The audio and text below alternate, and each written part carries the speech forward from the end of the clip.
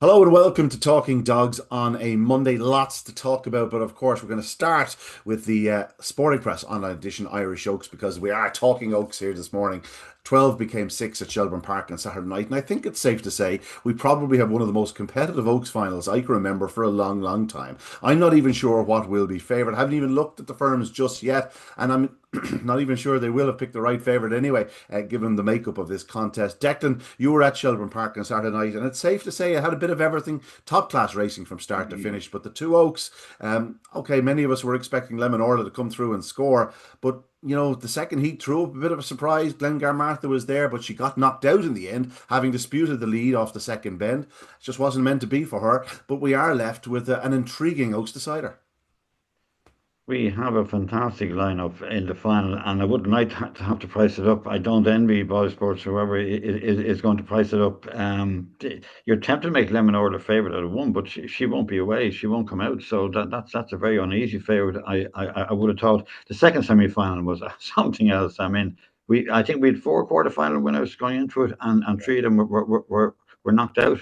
I mean, it was an incredible contest, and few the usual hard luck stories, but what a performance by the winner, says Lucy. That was an outstanding performance, and I don't think it was so much she kept the inside because the Glengar wouldn't want the inside anyway. That didn't come into it, but she actually kept her position. She led around the corner. That was so important.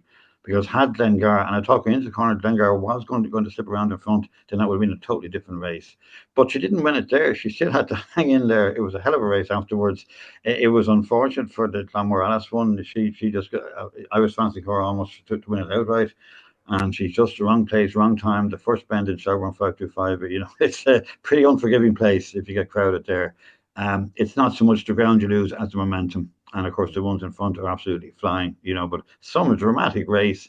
And then towards the end, Black Eyed Turbo, who's been just brilliant throughout this competition, Shelbourne regular just keeps trotting around, keeps qualifying. But look who she put out in the end to grab that third place. A dramatic race, one I don't think any of us could have foreseen. But my God, it was some drama.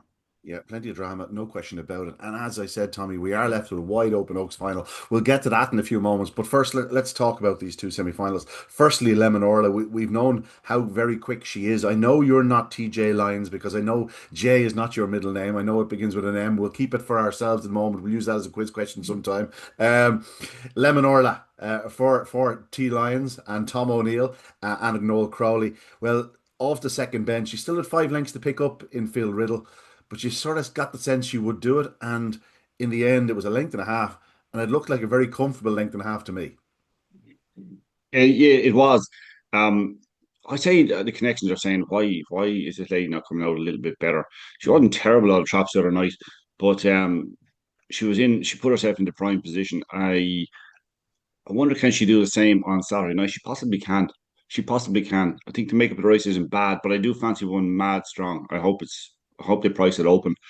Um, but like I think this race is probably over coming out of the second bend. Once she slipped through along the inside and got into clear second place, I think it was all over. We were talking about Tom's other one, Tom Morales, beforehand, who was unfortunately getting knocked out. But we always knew that Lemon Orla had the pace. She had that pace, and it was just a matter of her getting a run. If she can break, and she can break even better than the other night. That wasn't too bad the other night, but she would break a little bit better. She put herself in prime position Saturday night. Yeah, absolutely.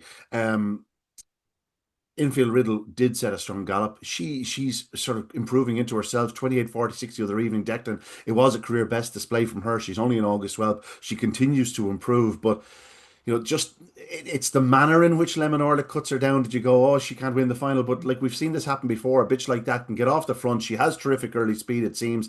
And funnily enough, when I first saw her, I thought she was going to be a strong runner, and here she is. She seems to be getting speedier, if that makes sense. She's probably going to be more of an early pace lady. She did everything right. 208. She leads for much of the way, but just in the end, Lemon Orla got running behind her, and Lemon Orla, an incredible engine. She has. The winner was very good, but infield Riddle. I was just thinking actually since Saturday, how often have we seen semi-finals ones that go just down or just caught late, and Solomir is in the same boat, and a week later in the final, nothing gets near them, nothing gets at them, and I think infield Riddle actually has an outstanding chance on Saturday. As you say, she's improving all the time. She's very well drawn. Lemon Order is on her inside. She will probably lead her up to the corner. She'll need to now. She will absolutely need, of course she will. But I think Infinite Riddle actually has quite a lively chance, excuse me, in the final. Yeah, Barry Clancy is he's putting plenty on the line in recent times. He's certainly putting his money down. He's bought some very nice types. He has some really fast greyhounds about him, and he's gone close, of course, to Classic Glory in recent times. Infield Destiny was second in the Juvenile Derby last year. The third finisher in that contest, of course, was Ballymacmarcia, who, for much of the way, it looked absolutely very unlikely she was going to qualify, given the fact that You and Me Babe was out in front of her. Mm. It was hard to see how You and Me Babe didn't qualify from where she was, but she had been a little bit flat the previous week. I wonder, maybe was there a bit of a bounce factor with her? But Ballymacmarcia absolutely stormed home, Declan, and a good qualifier. A very good qualifier. It was quite an achievement, as you say, from where she was. But you would think she will still. This isn't her trip. She will be an outsider in the final, though she is perfectly drawn, and that's always a help. Yeah, absolutely. Tommy Enton, that in the opening semi-final. No, I was a bit surprised too when You and Me Babe was in third place down the back. I thought she'd probably hold on. So it was actually, I would upgrade Ballymacmarcia's run. Yeah, absolutely. We move on to the second semi-final. Sadie's Lucy was drawn on the inside, but as Declan said, it was stacked. Like, this was a contest where, like, the four quarterfinals were all up against each other. We had the hot favourite Glengar Martha on the outside. Sadie's Lucy had really impressed me the previous week, much to my disdain, because I had done a trio: Glengar Martha to beat Black Eyed Turbo and Sadie's Lucy. Or I done Glengar Martha's Black Eyed Turbo on the field, and Black Eyed Turbo turned the clear third behind Sadie's Lucy, but couldn't pick her up. It was sort of there and then, Declan and I knew that Sadie's Lucy was really coming back into herself. She's absolutely in the pomp. And when she led the other night, I went, this lady's not going to be picked up too handy. As it was, she actually got away on Glengar Martha down the back straight, and she really runs straight to the line. She is just absolutely flying at present. She is, and like Black Eyed Turbo, she is a Shelburne regular, really, and that does stand you in these tight semi-finals. Two of them got through. Yeah, as I say, in our minds, I will always think at the first bend was the winning of it, but it wasn't.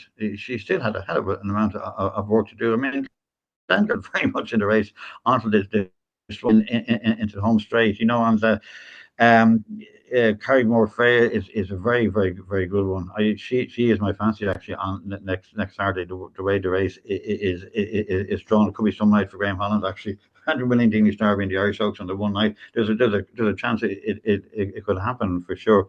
Yeah, I like Sadie's Lucy. She ran very, very well. She's improving, a bit like the rhythm one. She's coming forward with each race, and she must go into the final with a leading chance, I would think. Yeah, she was boasting some fine form around Sheldon Park lately. She was popping up in good company, winning races, and obviously she had a seasonal rest or whatnot, came back, but she seems to be getting better and better and better. And again, there's something very plucky about her, something really determined, Tommy. Like, there's no give in her. Like, the other night, if you'd just seen the results, you got, oh, Glengar Martha must have missed it, and found trouble, or this lady took a flyer and got round in front. As it was, like, Glengar Martha leads narrowly into the opening corner. This lady's up the inside. She's giving nothing. Glengar Martha actually cut the corner and cut the nose off Clon Morales, who was then forced to check her stride. Declan already alluded to it. She loses her momentum, and all of a sudden, Carrickmore Freya goes third. Now, she charges down at the Carrickmore Freya to be right on the heels of Glengar Martha. But at this point, Sadie's late Lucy had moved on. She just kept on finding what I really liked about her. I agree with you both. I thought Carrickmore Freya ran a big, big race in defeat, and she's clearly a big player in the final. And Black Eye Turbo absolutely stormed home to make sure that Glengar Martha didn't get into the final. Three talented ladies, first, second, and third, Tommy. Now, look, to be honest about it, if you stop the race at any point, just randomly stop the video during the race the other night, you'd say the Sadie Lucy's going to be picked off because she's got Glengar Martha on her shoulder the whole way down the back, around the last two bends. She got Carrymore Freya, who's looking for a bit of room inside and can't get it as they're going down between the third and fourth bends. And at every point, I'm not joking, only from maybe from 25 yards from the line to home, you say, okay, she's going to hold on here. But actually, like, it's a length and a half. I'm like Declan here. I fancy Carrymore Freya mad. I think the draw is absolutely beautiful for Carrymore Freya in the final. Couldn't be any better. But I'll tell you what, I won't be surprised if the one that beats me is Sadie's Lucy. And they were 7-1 and 5-1 in the semi-final heat the other night. Obviously, with Glengar Market taking up half the market, even money favourite. Um, but I think they might be the key to the final on Saturday night. Yeah. I think both of them. Like I'd hate. I'd hate to back Carrymore Freya and find out that Sadie's Lucy was the one to beat me, thinking, you know what, I got the preview on Saturday night last, if you know what I mean, and I didn't learn from it. So I think what I'd be doing, I'd be backing Carrymore Freya, provided the prices are right. I'd be backing Carrymore Freya and saving on Sadie's Lucy. Yeah, I think we'll get to the final in a moment. I'll tell you what we'll do before we get to the final. We did happen to catch up with Paul Duffy of Sadie's Lucy, and it's just good to see a man with a bit of history in the sport, and he's talking to our own Barry Call. So I am joined by Paul Duffy after Sadie's Lucy wins the second semi-final of the Sporting Press online edition Irish Oaks. Paul, you must be thrilled with that. You ran a cracker. Absolutely thrilled, absolutely. Fantastic, you know. Come in as an outsider and to do that is just fantastic, you know. You just have to do it next week. Yeah, that's it. It's a wide open final now. I think Glengar Martin has gone out. Tell us a bit, where did you get her? I know Jerry Daly owner. Jerry's in dogs a long time. Jerry has plenty of dogs, you know, and I had her before, and I said Jerry will take a wee pop at the Oaks, you know, and the rest is history, as they say, you know. So, well, it's more than a wee pop now. You're into the final. Is this your biggest achievement? Are you in dogs long? Yeah, I'm in dogs a lifetime. Yeah. And this I is talk with an English accent, but I've been in Ireland from I was a child, you know. My father had dogs, and I've had dogs all our life, you know. This your biggest achievement so far? Well, I kept the Blenheim line, you know. The Blenheim Yes, line very breed, good, you yeah. know, so I used to really breed and sell, you know. So it was my forte, you know. I've only a couple of pups at home now, you know, with a friend of mine down the country, you know, Tom Smith. So you know, we've got good crack now. So hopefully this time next week we'll be wearing red again. Hopefully. Listen, Paul, well done. Thank you, Thanks for your time and the best of luck next week. Thank you. Don't forget to pick up your weekly edition of the Sporting Press, Ireland's #1 Greyhound newspaper. Available online from 8 p.m. each Tuesday on sportingpress.ie and in shops from Wednesday.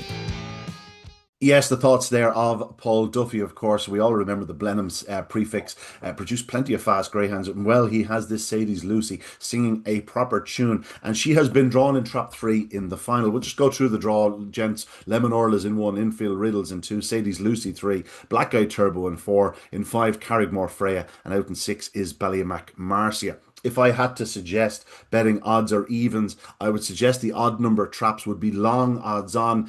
I would be certainly looking at 1, 3, and 5. They would be the 3 I'd be watching. I agree with you both that Carrigmore Freya has an unbelievable draw. If she traps, she has an unbelievable draw. If she doesn't trap, she still probably has a good draw because she should still be leading up 4 and 6, Black Eye Turbo and Ballymac Marcia. But Sadie's Lucy is in many ways the key to this race. If she does take a flyer from trap 3, she's only done a 2:11 twice from trap 1 in her last 2 starts, but we know she's capable of better. She has a 2:07 from trap 4 back in the day. I'm sure if you go back again, you'll find even faster. From trap 3, if she happened to find a start, Carrigmore Frey is going to need to be doing a 2 seconds to get around her. I think the two of them could be prominent into the corner. Of course, Infield Riddle would expect also to be there. And then much will depend on where Lemon Orla sneaks in behind them. There are so many ponderables in this contest, so many possible outcomes. But again, I'd be with the odd runners, the 1, 3, and 5 of this world. And I suppose Carrigmore Freya, I'm almost in agreement with you. I haven't quite fully convinced myself. I'm going to have to convince myself later in the week as to what I think will win it. Again, I'm not even sure what will be favourite. They may well make Carrigmore Freya favourite, but would be no surprise to me if Sadie's Lucy was disputing favouritism, or indeed Lemon Orla. It's one of those types of races. You could go 5-2, 3-1 to field, and I don't think anyone would argue with you. Declan, you've already stated Carrigmore Freya would be the one you fancy, but you can see an avenue for most of the runners to have a big claim. I can. You're right about Sadie's Lucy. Lemon Orla is arguably the best in the field, but the 525 and Shelburne is very tight for her, and I still have a strong feeling for Infield Riddle will outrun her odds, definitely. Yeah. We don't even know those odds yet, but I'd suggest she's probably about a 6-1 chance. Tommy, yourself? That is value. That is value. I think Lemon Orla go off favourite. I'd be fairly confident of that. She was 5-4 the other night. She ran probably her best race to date. There's no reason to think that she won't find a little bit more. I think people will think that maybe if Infield Riddle and Sadie's Lucy break to the best of their ability, they'll leave a gap in behind it. Lemon Orla, like Lemon Orla is not one of these ones that's going to be in that gap and on their tails. At the first bend, she's going to have that little bit of space down the back and probably get a run at them. She's definitely a danger. But if you swapped Infield Riddle and Sadie's Lucy 2 and 3, I would be very, very worried about Sadie's Lucy. I'd be it'd be tossed with coins up between her and Carrie Morfrea for who I'd be tipping. But I just think the way with Infield Riddle in 2 and Sadie's Lucy in 3, that could be a bit of a buckle. Now they won't leave an awful lot of room along the inside for Lemon Orla. She'll have to find her own way, but she's capable of it. The way she can quicken is impressive. Lemon Orla, she's obviously a live danger, but I just think Carrie Morfrea has too much early pace for 4 and 6 for Black Eyed Turbo and Ballymacmarcia. Put herself into a good position. The last night, if you watch the race again, the semi-final, she had Glengar Martin in front of her as almost like a boxing her in. She was being boxed in, so she had one in front of her. She had Sadie's Lucy in front of her, and she had Glengar Martin making sure that she couldn't step out to get a run. So she's basically waiting all the way down the back. And even though she's beaten a length and a half, there's nothing in it. It is wide open, really and truly. And I hope they price it accordingly. I take a chance in Carrie Morfrea 3-1 or bigger. Anything short than that, I can probably just leave it alone. Maybe probably tip her, but I won't get involved. I don't think she'll be 3-1. I just suspect she won't be. I'd say she'll be 9-4 or 5-2. I'd say that's where That'll she'll be short. sort of. I think they'll go big prices. Obviously, Black Eye Turbo, Ballymacmarcia, Lemon Orla, I think will be in around the same price, and probably go 4 or 5, maybe 6 Infield Riddle, and Sadie's Lucy sort of in the pocket in behind Lemon Orla and Carrick Morfrea, maybe 3-1, 7-2 mark. I'm not sure, to be honest. It's very difficult, and it's very much a case of, if you have a feeling for one, it's going to sway how you price the others, and I think it's going to be a final where you could have, like, if let's say if the firms weren't watching each other, you could have very different prices about very different dogs. I think it is notable there's only one puppy in the race, and that is Infield Riddle. She's only 23, on August 23. Like, most of these bitches have a bit of experience. Like, they're not overly raced. Like, Lemon Orla is only having her 16th career start in the Oaks Decider. Is it her 16th? No, it's going to be her 17th career start. It says 50. They don't update that for some reason until later in the week. It's going to be her 17th career start. Black Eyed Turbo's just having her 21st career start. Like, they're not overly raced, but there is a bit of experience there, and I suppose that's really stood to them in what has been a very competitive Oaks, Declan. Very much, very much. And experience does count for an awful lot, especially when you come to the business end. But look, we can talk for the next hour. It is the most open final for a long time. You would think that Black Eyed Turbo and Ballymac would need a lot of luck to win it, and that's not reflection on them. They're outstanding greyhounds to pair them. It's just they're not really 5-2-5 in Shelbourne. Isn't their gig? They've done well to be in the final, and who knows? Now, Tom is right to a sense. 2 and 3 could do each other. Yeah, I agree. I agree. All over the place. If they were the other way around, it'd be a different story in terms of Sadie's. Absolutely, yeah. So I mean, look at the second semi-final on last Saturday. Who would have predicted what would happen there? So it's a cliche, but it is wide open. Yeah, there is quite a shape to the race. That's the one thing I like about it. I like a race where there is a shape to it. You know which 3 are going to be going up well. Infield Riddle, Sadie's Lucy, Carrick Morfrea. And then it's a case of which of the other 3 can get first run at them, and whether Lemon Orla can stay close enough on the inside, because she's not going to give up that inside path. What we didn't mention was, at the second bend the other evening, I thought she was held up ever so slightly, but she got racing again very quickly. Yes. And that's what I liked about her. Of course, she's bidding to become the second classic winner from her family in the last month or two, because her brother Ballyhooly Bruno won the Shelbourne Open 600 only a few weeks ago. So, best of luck to Lemon Orla, but best of luck to all 6 sets of connections. A cracking Oaks final, very competitive. And again, we could talk for the next hour and probably come around in circles. And there's no point in us doing that. So we're going to move on. The Summer Cup, gentlemen, €10,000 to the winner. And it went the way of Carrick Scholesy. He was facing a very tricky draw in trap 5, and while he made it look easy, he had a bit of work to do. Like, this dog broke fast, and you think, go on around in front, but Surprise Reunion, having shown terrific early speed the previous week, got up his inside on the opening corner, keeps that sort of just not quite on the fence, just off the fence line, but then starts to drift off between the 2 bends, and Carrick Scholesy in an instant made up his mind, shot to the inside, and off he goes off the second bend. And even then, you're thinking to yourself, go on about it, you should win from here. You look up and you realise, sugar, that's infield destiny after slipping in behind him. And you think, this is going to be a close finish. And this dog, Carrick Scalzi, just keeps on improving. He's only a September whelp. He kept on finding right to the line and held off infield destiny pretty comfortably in the end. I think there's no end to this dog's potential. I think he's far from the finished article, and I think there's far better to come from him. I think he could be a proper 550-yard dog in time. It'd be interesting to see what road they go down. He's a September 23, but he's a proper greyhound, Declan. Yeah, I'd go 550 straight away. And to be honest with you, there's no reason not. He beat some very experienced runners there, including, I should say, Infield Destiny. The sad story of the race was Epic Ace. He just didn't, for whatever reason, it just didn't happen for him. He's many great nights ahead, but he just wasn't in the contest at all at any stage. He's just that tad inconsistent at the boxes. He is, I am somewhat surprised though, Declan, that Carrick Scalzi goes off 9-4 and Epic 8 goes off at evens. Because yes, yeah, probably the way they were drawn. Carrick Scalzi's a 4 out of 5, he'll fly out. Yeah. But they are two exceptional dogs going forward, certainly. Yeah. Tommy, Carrick Scalzi. Yeah, take 2 or 3 lengths off that. I mean, having to.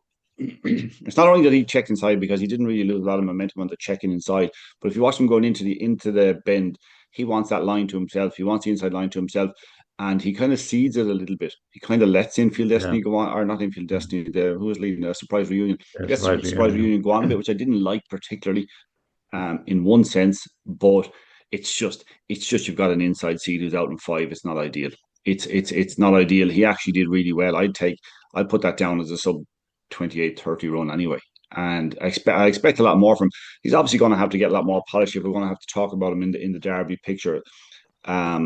I mean, on the run the other night, he's 100-1 chance to win the Derby, and that's not an insult because you're talking about we've got some of the best greyhounds that have ever graced the tracks in Ireland running at the moment, and the tracks in Tulsa. Let's be honest. They're just a phenomenal bunch at the moment. So you know if you want to be spoken of, brought into somebody's top 10 or top 5 for the Derby, you need to do things very polished. As you said, Ian, he's not polished yet, but that's fine. He's very inexperienced. He's got a couple of months to get himself into that position. You said you'd be interested to see what line they go. Are you talking about maybe skipping the Derby this year? That'll hardly happen, will it? Well, he's a September. He can go to Juvenile Derby. Yeah. It's not like last year where you can go to Juvenile Derby and then to the Derby. This year, again, the Juvenile Derby is going to be starting, the week before or the weekend before the Irish, or the week of the Irish Greyhound Derby final. I assume, I haven't checked the dates, but that's the way it always used to be traditionally. So, just the fact that he's only September, he's only had that handful of races. But listen, if he was mine, he'd be definitely having to go at the Derby. I'm sure Robert and Thomas Glynn are feeling the same way. It's not as if they haven't had their hands on good dogs before. Like Thomas Glynn at this stage, like he's had more fast greyhounds than most men have had. You know what I mean? He's got some firepower over the last few years. You know what I mean? Only last year he went so far with Carrick Aldo, and I'd say that they got so much out of that experience that they'll have to go again. But it is an option for them. Yeah, it is. It is. Maybe it's something that needs to be looked at, that you have the Juvenile Derby and the Derby at the same time, effectively at the same time, because there's a lovely way for the bitches, when you have the right bitch, your Susie Sapphire and whatever. There's a lovely way that the Puppy Oak leads to the Oaks, leads to a possible tilt at the Derby if we're good enough. And why do we take away from the Juvenile Derby and make it a lesser race by compromising it with the Derby? Now, it's difficult to find the right space for it. Do you want to compete with the English Derby? That's probably less of an issue, because for the younger pups, that's probably less of an issue. And last year, am I right in saying that the Juvenile Derby take away from the Laurels last year? When they lost as well last year, and you had dogs in the Laurels where you're going, well, surely that should be in the Puppy Derby, that sort of way? Yeah, well, we probably need to look at the history of the Derby in the last 10 years, the way it's going, because things obviously change over time, and see what kind of age the dogs are that are getting to the latter stages of the Derby itself, and see is it worth doing something that maybe might allow them to compete with both, because you are taking away from the Juvenile Derby, which was a fantastic race in times gone by. It's not a bad race now, obviously, because we have a depth of talent, but it won't always be that we'll have that same depth of talent, and you will all of a sudden have a couple of poor, what we will call poor, puppy derbies, or juvenile derbies. Yeah, we need to probably look at that, the timing of that, because we've talked and said the calendar is great, and they've done a really good job in it in the last few years, and I think that's fair to say. That's the only one I'd have a small question about. Yeah, it actually does get to a point where you try and move stuff around the calendar. You realise, sugar, we need 40. We don't need 12 It's months, we need 14 months. And that's the way it it's happens, you know.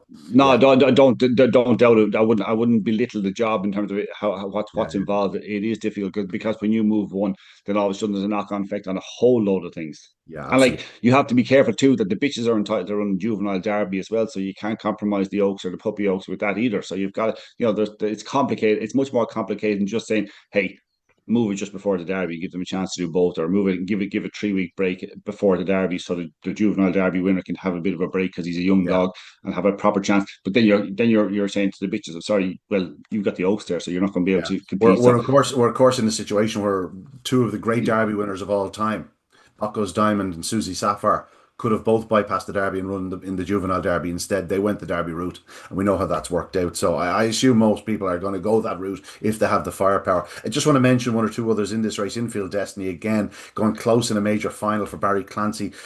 He's just one of those greyhounds, Declan. We're going to be watching for another year and a half around Shelbourne Park, and he's gonna finish in the frame many times. He won't win too often, just given the company he's keeping, but he's a very fast greyhound. And Clona Ice was back in third. I really like this dog. His future is definitely over further. I would say he's destined to the UK now. I would not be surprised if he turned out to be one of the best stayers in the UK next year, because he is very, very powerful. He actually got held up at the third bend in this contest when he was absolutely flying. I'm not sure he would have picked up the winner, but he wouldn't have been very far away, Clone Ice, and he stormed into the escape. He definitely looks like he wants a trip. A son of Dearjet Sydney and Ambi Bambi. Incidentally, his sister won over 750 yards a night earlier. Braveheart Bambi, she looked like she absolutely relished it, Declan.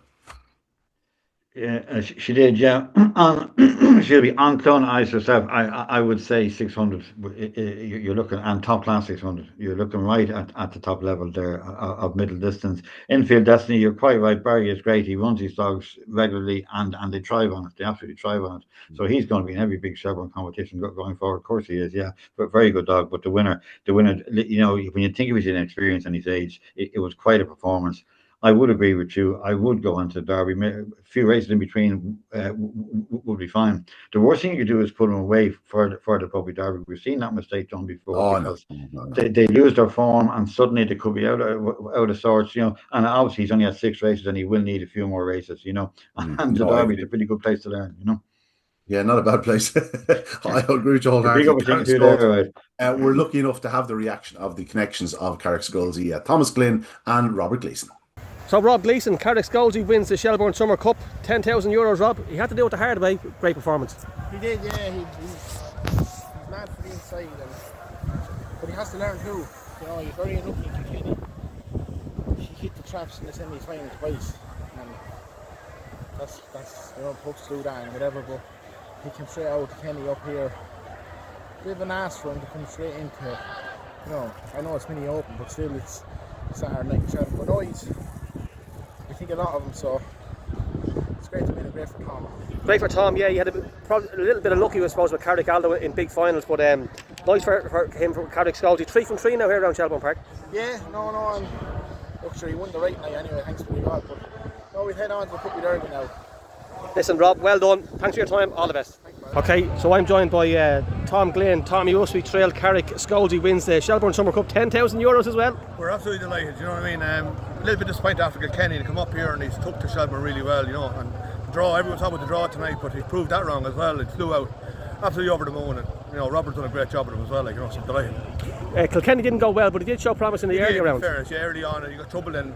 But look, we knew the dog was good from early on, and obviously he proved it here tonight, so I'm delighted, so yeah. 3 from 3 around Shelbourne Park. Yeah. Obviously the derby's the target. Well, look, we'll talk to Robin, I suppose. Look, Puppy Derby coming up maybe as well, like, you know, so we'll probably have a stab at that and then see where we'll go. Give us a quick word on Carrick Aldo. What a superstar he was for you. I've been unlucky the way he ended his career, but a great greyhound. Yeah, here that night, like, you know, 3 in front. What a servant, like, you know what I mean? 3 seasons almost out. He's at stud now, so he's going well. Dog of a lifetime. But yeah, no, look, he's in good hands now as well. Yes, the thoughts there of Thomas Glynn and Robert Gleeson. Now we're going to take a look just very briefly at the opening round heats of the Shelbourne Champion 550. Not a great sense of jeopardy here, 4 to qualify from each of the 3 heats next week's semi-finals. So We'll talk about them in order. Declan, just briefly, left corner back, 29.72. Good run from this fellow. He is a good bit of form now. We've seen this before. He's very classy. He's only had 7 starts prior to this, but it was all in very good company. He's a fast greyhound. The real eye catcher for me, though, was in second spot, Rural Anna. I think this lady you spoke about, Clona Ice, been a 600-yard performer. This lady could be anything over that middle distance. She is unbelievably strong. She is, yeah. Left corner back, I didn't know an awful lot about. Very, very impressed with him. The Razzle Dazzle Kamaria went to the bend with him, probably just short of a race there. He's one for the notebook as well. And as you say, Rurlana, longer trips definitely, yeah. Yeah, big eye catcher. Her brother, Rural Pest, who had been an eye catcher in previous weeks, he was a good winner of Heat 2 because it looked like he was going to go around in front. I'm not going to say he got done on the opening corner, but he just found a couple of dogs up his inside and he sort of took a little bit of a bump, but he came again to pick up Drihid Nua, who ran first 3. But Rural Pest, he's definitely better for a couple of lengths. It'd be no surprise to me if this fella did a 29.40 something like Declan. Yeah, and in fact, he was hammered at the bend just a week before. So, and I wouldn't say he was hesitant this time. He was, and just got a bit of a fair shoulder, if you like, at the bend. Hung in there, stayed out wide, which is very good in Shelbourne. You keep out of all the trouble, stayed out wide, and when the chance came, he went through with it. Lemon Joy was just getting back to Shelbourne. I'd expect Lemon Joy to improve big time next week, just after the Produce Stakes and so on. Very, very good race. Droghett Nua, I was impressed with.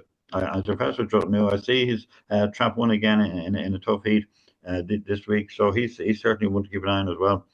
Yeah, no question. A fast greyhound that Drihid Nua. Nice performance. And there was lots happening in Heat 3. It was only a 5-dog affair. The big 2 in the market were Balnabola Joe and Razzle Dazzle Edward. They bumped the second they came out of traps, and they bumped again on the opening corner. It just seemed to be getting in each other's way. Balnabola Joe actually went up in my estimation. He looked so good in England. He showed unbelievable pace down the back straight. Sort of faded away a bit. He finishes third, beaten 6 lengths. Snazzy Boss was a good winner. He had impressed in one of the rounds of the Produce Stakes for Graham Holland. And Dennis O'Donoghue actually called up to me in the commentary box. Dennis, a proud Wexford man. And could you tell me what sprinter he was responsible for back in the day? He had the dam of one of the great sprinters of all time, a dog that I throw up every now and again as the best sprinter I ever witnessed. There's one for you now. I have no idea, to be honest. Straight up to that. So he owned the dam, Tiger Heart, who was the dam of Boyne Walk. There you go. Boyne Walk, yeah. Dennis called up to me. Yeah. Nice one, yeah. And all he wanted to do was talk about Boyne Walk, in fairness to him. But Snazzy Boss, really nice dog, just an all-rounder, seems to have everything everywhere. Untold Rufia, he seems to be coming back to himself. He's been very lightly raced since winning that National Puppy Stake, and you just get the sense there's an awful lot more to come from him. But Balnabola Joe, I'll be checking the prices for that competition later in the week, and if there was any sort of 4-1, 9-2, I'd be having a nibble. I think he's an exceptionally fast greyhound, Balnabola Joe, and I think he could be a serious Derby contender. And this speaking after a six length defeat, clocking 30-32. I think he's unbelievable pace. That's the Shelbourne Champion 550 from Shelbourne Park. That will continue on Saturday night. Gentlemen, we better move our attention elsewhere because there was plenty to talk about down in Tralee in the Callaway Pro-Am at Stud Race of Champions. 2 track records, all the same. A check for cash and broke it in 29.17, and in the third heat, 7 Beach bettered it with a 29.15 return. 2 greyhounds we're more than familiar with, Tommy. They're all about early speed, and by God, they showed plenty of it on Friday night at Tralee. Very similar performances too. Absolutely blew out of the traps. Left nothing in their heats with a chance, actually, to be honest about it. I actually thought Ballymac Rapid showed some pace to be trying to chase 7 Beach into the bend. And actually have a look at the tracking of Sing Along Molly around the last 2 bends at home. My God almighty. It must be, the camera must have been very good on Saturday night because she really invited her to race. Just watch her last 2 bends. It's fantastic to watch a greyhound track like that. But 7 Beach was away and gone. 7 Beach, set your clock by him. Derby semi-final again this year. He will probably be. And he could be going there as a Race of Champions winner. Aside from a Gold Cup success and a Select Stakes success, he could be going there on the back of a Race of Champions success. And like I'd have a lot of time for connections. I would think that I just wouldn't be surprised if he turned up in a final. To be honest about it, in the final of the Derby, he's there. I don't think any of us think he's going to win a Derby. But by God, try kick him out of the semi-finals. Like if he doesn't get that far, I'll be stunned. Yeah. Carl Ramsbottom has a couple of nice dogs around him at the moment. Declan Check for Cash was fantastic in the opening. This is a dog with plenty of decent form. Like he's a sub 28 second run at Shelburne Park, and he's always kept the best of company. He's returned to something like his best in recent weeks. Like he had 28-13 at Shelburne Park on a rare drop in grade in April 26th. And now all of a sudden we're seeing the fruits of that. He's really back to himself here. 29-17. He broke the track record. Obviously, he only held it for about half an hour, but there's no question. Fast Greyhound, the lucky cashback syndicate. I still have the mug here somewhere, but good winner for Carl Ramsbottom. Yeah, well, Carl's dogs are flying, and they now have a track record holder, a track record breaker, because that's what he did. And there's been a few good dogs had that track record in Tralee, I can tell you about that. Listen, look at the lineup for the final, though. I mean, that's like a Derby semi-final, isn't it? It is something else. Corner Cove is there, and you just wonder on the night, looking at who sponsors this. And it's the track gets rerun out. It could Callaway, Kennegar from Trap One. Could this be his night? It could just meant to be.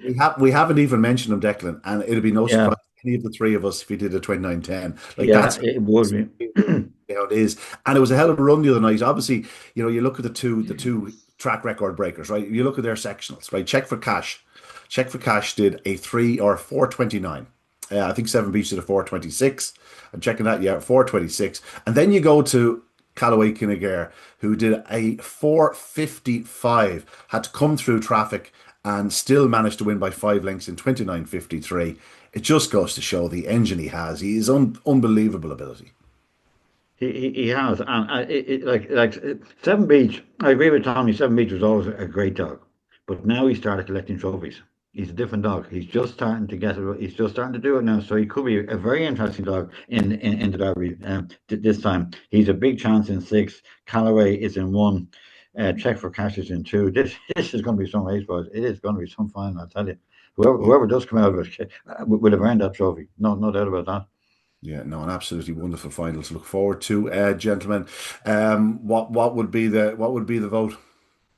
Seven Beach has a great draw. Dashing Toros in 5, Singland Dolly in 4, Cornucova 3, Check for Cash 2, and Callaway Kinnegar. The only thing with Callaway Kinnegar is that if you're not going to lead, which he's not going to lead unless something goes pear-shaped for Check for Cash and Seven Beach, it's the perfect makeup. Have a flying starter in 2. Now, obviously, the way the track was run last Saturday night, they're not going to come back to you. You've got to earn your place. But I mean, for if you watch longer distance races, particularly with say human athletes, the ideal is to have something set in a strong pace. That's where you can produce your big runs. Like it's ideally set. It's just the fact that the track was so fast the other night. Can you come from behind in 29:15? No, probably not. But I will expect that even if he doesn't win on Saturday night, that he will. Or is it Friday night? Friday night, Saturday night. If he even if he doesn't win, I expect him to put a huge effort in. I expect us to be talking about him a lot after the final next Saturday night. But I just think Seven Beach. I mean, Dashing Toro. There's an incredibly fast dog. I mean, incredibly fast. Just nothing ever goes right for that dog. He just can't put it all right together. He's had a couple of issues along the way, I think, if I Yeah, remember rightly, maybe last year, yeah. but incredibly fast. And if you own something like him, I've never had anything that would even be close to Dash and Toro, but you'd be so frustrated. You'd love the dog, but you'd be so frustrated. Am I right in saying that he was the track record holder prior to Saturday night? Yeah, He's he had the track record, the 29-20 run in last year's would have been last year's Lee Strand, or it was the semi. Oh, it was the semi-finals of the Race Champions last year. He did 29-20 in the semi-finals, and he would finish second behind. What won it last year, gentlemen? There's one for you. I'd say I could give you 15 guesses. You probably wouldn't get it. he Go should on, get it. go on, tell us. Hula Vaniato. So yeah, Christ. Yeah, there we are. Yeah, That's the Callaway That was my Book. 16th guess. Big pardon. That was my 16th guess. Oh yeah. The Callaway Pro-Am race, Callaway Pro-Am at Stud Race of Champions decider. That's actually at the weekend. Best of luck to all Six Sex Connections. They are very, very fast greyhounds. No matter what happens on Saturday or Friday, it's a Friday, we will see plenty of these dogs going forward because they're all very talented. Like we barely mentioned Cornucova there. There's a bitch that's just putting together a little bit of a body of work. She's real strength. You know, she's not a flying starter, but she's enough to be in contention, and she's very, very strong. And just don't be surprised if she outruns her price. She's running very, very well indeed. She has a tricky draw in 3. Sing Along Dolly, we've already mentioned. We gave the others all their flowers. But yeah, the two ladies in the middle, Kornikova and Sing Along Dolly, they are very, very fast. And yeah, one suspects they'll win a prize before the end of the year. You know, you wouldn't be surprised if either of them won, let's say, at a race or a winter racing festival or something like that. And it doesn't matter the trip, I'd say, going forward. They could run over more middle trips if you wanted to go that route. Gentlemen, we're just going to quick mention before we go to the English Derby. Tommy, were you in Curryheen Park on Saturday night, or you kept abreast of the action in the Dennis Linhan Open Unraced? Of course, won last year by English Derby finalist Droopy's Plunge. Yeah, I was watching. I wasn't there, but I was watching it. All right. The first heat was obviously the interesting one, was Solo and Go, the 4-6 favourite. But it was a funny one. Fahy Phantom had put in a big run the previous week. A Toolmaker King hadn't put in as big a run as I think had been expected. Yeah, But he'd been sent off an odds-on favourite in the opening round, which told its own tale. Exactly, because we always know the strength of it. He improved to do it 341. I felt he got slightly held up on the bend as well. And I would think that it's considerably better than 28-25. I'd also like the Solo and Go, who's a dog with immense early pace, ever so slightly missed it, and actually ran a cracking race to finish a clear second. Come away from that heat thinking both of those could be stars for the future. Yeah, Ballymac Lake won the other heat, son of Droopy Sydney and Ballymac Pete. He remains unbeaten. He did 28-31, Tommy. Yeah, a lovely touch of early pace, having not really flown. Got held up. It's hard to see it, but he got held up quite nicely on the bend. I'm talking length and a half, 2 lengths maybe. Just seemed to get held from behind without losing his back legs fully. You know the way when they come together and almost stick together, the two dogs for a few strides, and just holds up his momentum. I'm taking a couple of lengths off that as well. I think this is even hotter than the this competition is even hotter than the clocks suggest, and they suggest it's hot. Yeah, they look a nice bunch. Be no surprise to see one or two of these going on to become classic contenders, Tommy. Well, I'd imagine that they'd be if they're puppy derby dogs or derby dogs or something, or Laurel's contenders or something like that. I mean, even the third the Ballymac Lake dog is going to improve quite a bit, I think, in the early pace department. I think Toolmaker King, I'm not sure if he has more early pace than that. I mean, he improved to a 241, but I know Solo and Go, they think he's a blinding early pacer. And I'd expect 331 on debut would suggest he has loads of speed, yeah. And then to go back to what did he do the other night, 348. You know, that's just inexperience. That's just inexperience. I suspect he'd probably go off favourite next Saturday night. Good to see Eddie Lingain with a finalist. Obviously, he's been producing champions over the last few years, but good to see him training a very decent type. How would you pronounce that? Ballad, Hercules. He'll obviously be a very big price for the final, but just good to see Eddie with a good runner. It is, because he's trained the dogs I've had for the last 4 or 5 years. He's trained, and we've had a bit of luck without having top class grounds. We've had a bit of luck over the years. He's an excellent trainer, a really decent fellow to deal with as well, actually.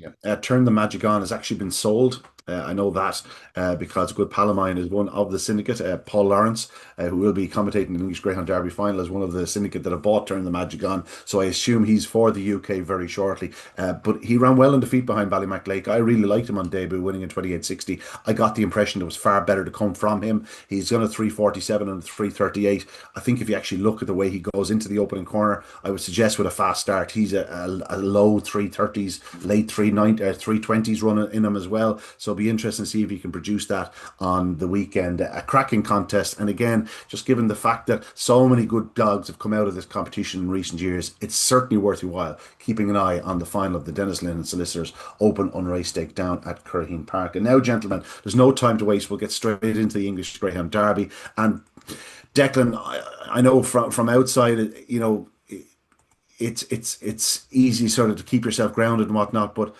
it's hard on this occasion because this is a proper Greyhound derby. Like, this has turned into one of the great English Greyhound derbies. I know from our point of view, we're obviously a little bit biased, but for Dynamic Force picking up an unfortunate injury at the opening corner the Oh, other night, terrible, terrible, yeah, it yeah. would have been six Irish trained finalists, and I'm not sure that's a good thing either. But in the circumstances, you would have taken it because it would have been one of the great finals of all time. As it is, we're probably going to have a pretty warm favourite depending on how the draw goes. As we're speaking now, it's just after 10 o'clock. The draw won't be made for another 3 hours, which is rather frustrating from my point of view. We can't write about it. We can't really talk about it in depth, but we can just talk about what happened on Saturday night. The first heat went to the remarkable Deladi Da. No matter what happens from here, just given his record in derbies, he's an English Derby champion. He's going to potentially defend his English Derby crown. He's so close to getting to an Irish Derby decider as a youngster. He's just turned into a remarkable greyhound. He probably had no right to win the other night, Declan, and yet he found a way, picking up Solomeo. He did. He's a fantastic dog.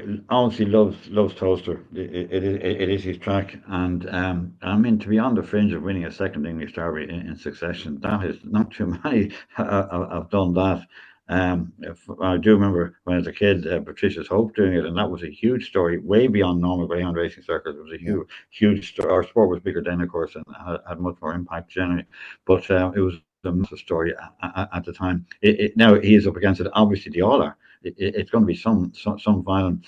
Solomir ran very, very well, and if she gets away as quick.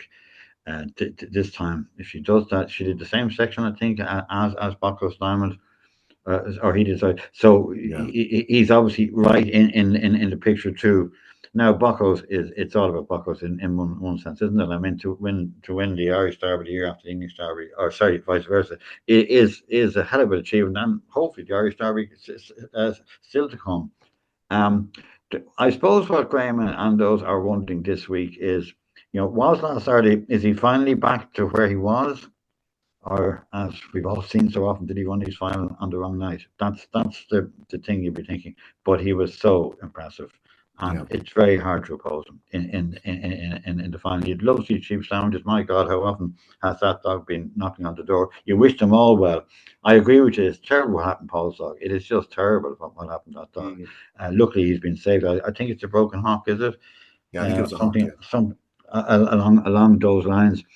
But on the overall picture, I agree with you. It wouldn't be a good thing to have six Irish finalists, although, I mean, it wouldn't be good for the game at all. In fact, as a horse racing person, I don't like what's happening in jump racing at all at the moment. Even Cheltenham has almost got embarrassing at this stage, and that is not good for the game at all. But anyway, it's a great final. Well, the worry about Bocco Simon is that the question about Bucko Simon is he back to where he was last year? And all signs are he is, and hopefully he is. Or did he run his final on the wrong night, which can happen any dog? That is the worry. But he is very much the dog to beat this week on that display. And I would say Solomeo is a danger, and of course the lad well, that will be some story, and he's bang there too. Look, I don't see cheap sandwiches win it for other reasons. We want them all to win, but only one can win. That's the way it works, as we all know too well. And I think that will be Bucco's Diamond. Yeah, anyway, we could swing a five-way dead heat with the Irish runners. Funny enough, it was probably a similar enough question last year after the Irish Derby semi-final when Bocco's Diamond produced perhaps the most perfect greyhound display I've ever seen, when he smashed the track, or he equaled his own track record. But in the conditions, it was probably 2 lengths better than it, so it was on the clock. Yeah. And then he still came out and won the English or the Irish Greyhound Derby final Yeah. a week later.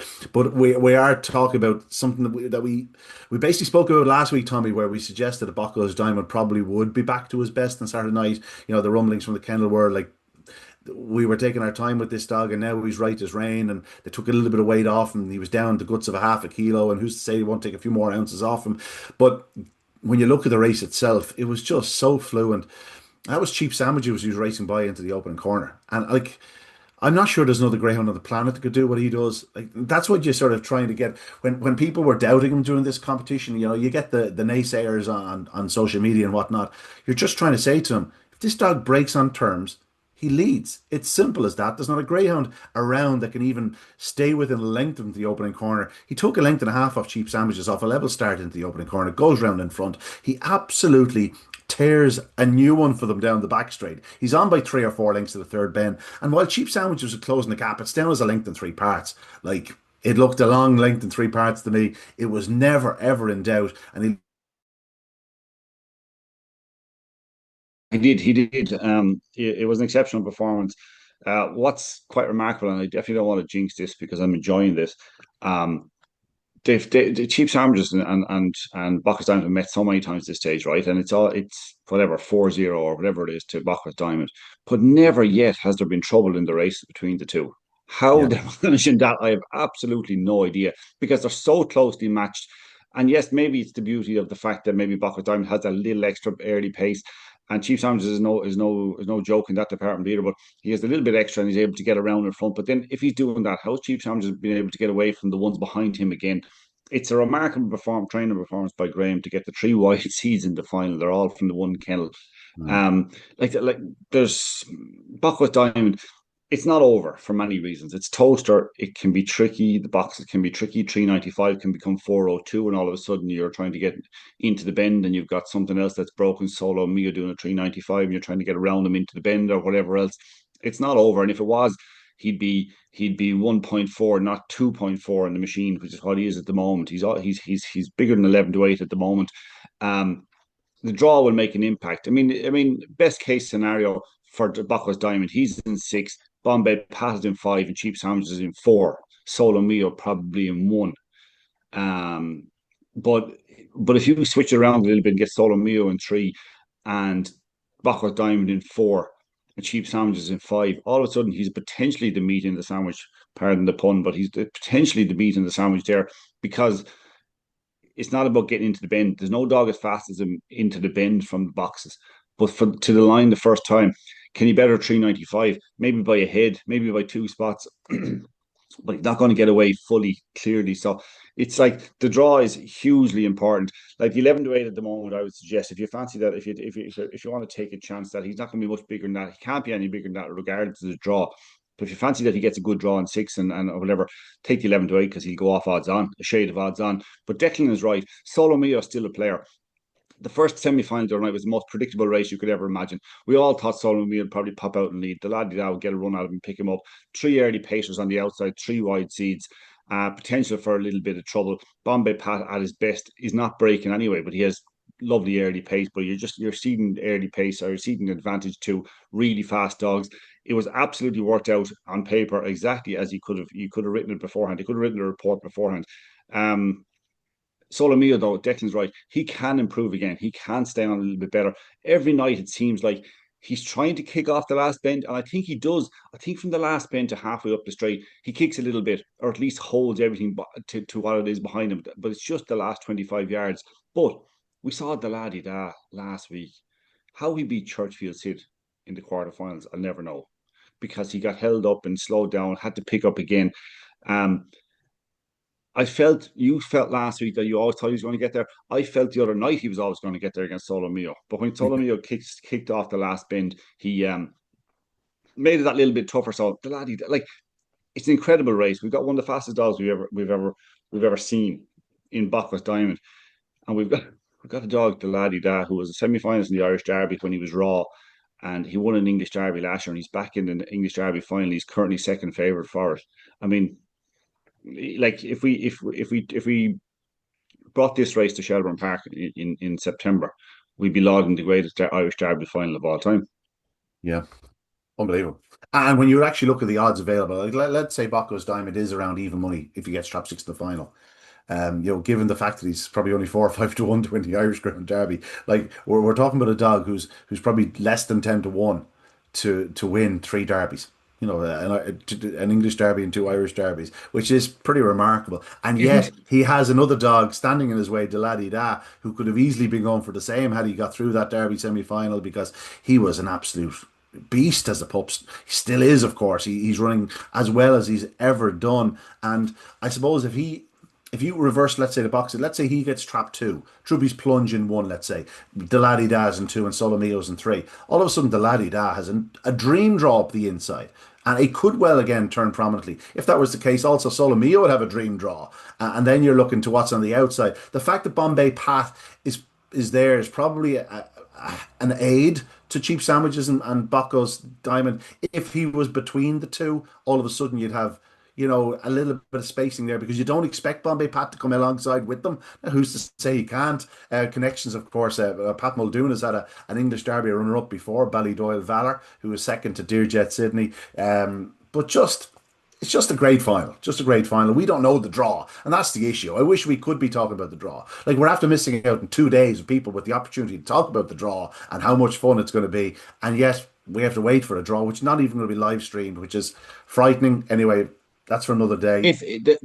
There is one frightening aspect of it. If you're right, and about what you said about Bocco's Diamond, and the fact that Graham was able to kind of take his time with the dog, which is a dangerous thing with a dog that depends on early pace and leading. If you could take a time with him and maybe just tune him up, kind of just tighten everything for the semi-final and final, right? If that's the case and he wins this, then like, they may forget about it in the Irish Derby, because if he's learned how to do that, because last year he produced a track record in the second round, was it, in the Irish Derby, produced a track record in the semi-final, and his best performance wasn't the final. It's often the case, but I'm not sure how often you get away with that. But it looks like you would think, the way he's come along through this competition, that maybe his best performance will be in the final. I mean, it's quite, and if he's learned how to get the dog through the competition without doing huge runs, and then can produce him to do them in the final, well, then we're talking about like one of the greatest training performances of all time, because he's going to be next to nigh impossible to beat in an Irish Derby. Imagine having a dual Irish Derby and English Derby winner. Wouldn't that be an unbelievable thing to be talking about? Yeah, be unbelievable. Declan, final thoughts on the Derby decider? I think Bocco's Diamond will win, but the Irish Derby will be no formality either way. There's some great dogs around, and to keep your form going for that long, if any dog can do it, he can, certainly. But they know. Listen, let's get Saturday out of the way first, and that's some path. The worst thing you can do in greyhound racing is planning ahead. Right? There you have it. Let's do one race out at a time. Yeah.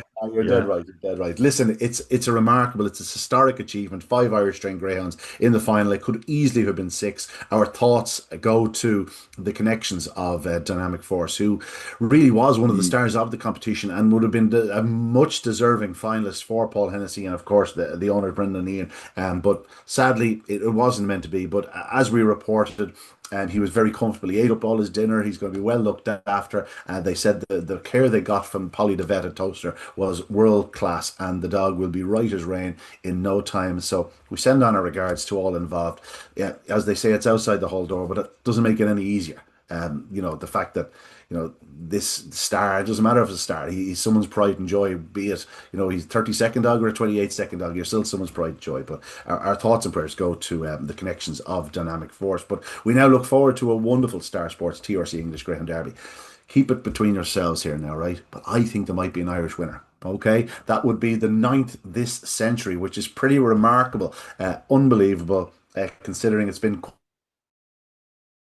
English trained winners of the Irish Greyhound Derby. It'd be great to see them coming over, but I'm afraid our performance in this derby is not going to really strengthen their hopes of coming over and beating us on our home patch. But we'll see. You never know. There's always one or two to take on the challenge. Yes, whatever the outcome, it's going to be a wonderful final of the Star Sports TRC English Greyhound Derby. Our thoughts, of course, go to the owners of Dynamic Force, who was such a big part of this competition, was really one of the stars of the English Greyhound Derby. And to go out like that is such a terrible shame. Thankfully, the dog has been well looked after. He's been operated on and he was comfortable, ate up, and he will be right as rain. One thing, they gave special notice of to Polly the Vet at Toaster, who said that the care that they received was world class, and I've no doubt that Dynamic Force will be up as right as rain in the very near future. But again, we send on our regards to all the Hennessy clan, and of course to Brendan Lee and his owners. Just wasn't meant to be with Dynamic Force. But we have a wonderful Derby final. 5 Irish trained runners in the decider. Really is an historic day when you consider. I'm not sure there's been 5 English challengers in the Irish Derby full stop over the last 5 or 6 years, when we have 5 in the final of the English Derby. It's an incredible achievement, but it's a wonderful weekend to look forward to, both on this side of the Irish Sea and of course on the far side. We have the Sporting Press online edition Irish Oaks final on Saturday night to look forward to, one of the most competitive Oaks finals we can ever remember. The Race of Champions will come to a conclusion down at Tralee, of course, a wonderful stellar lineup there, and of course the Shelbourne Champion 550, while we'll also be keeping an eye on the action at Toaster in the Star Sports TRC English Greyhound Derby. I'll be on the scene. I'll make sure to bring back an in-depth report on Monday morning. I promise I won't be in too bad a shape. My thanks again to the exiled one, Tommy Lyons, and of course to the Dublin Doyen, Declan O'Donoghue. We look forward to another wonderful weekend in Greyhound racing. But that's it from us this week. Don't forget to check out Barry Drake on Thursday with his podcast, and of course like and subscribe. I've been told I have to say that, and my kids love the fact that I have to say like and subscribe on a podcast. But that's it for us this week. We'll see you next time. Good luck, good evening, God bless. This podcast was brought to you by Greyhound Racing Ireland.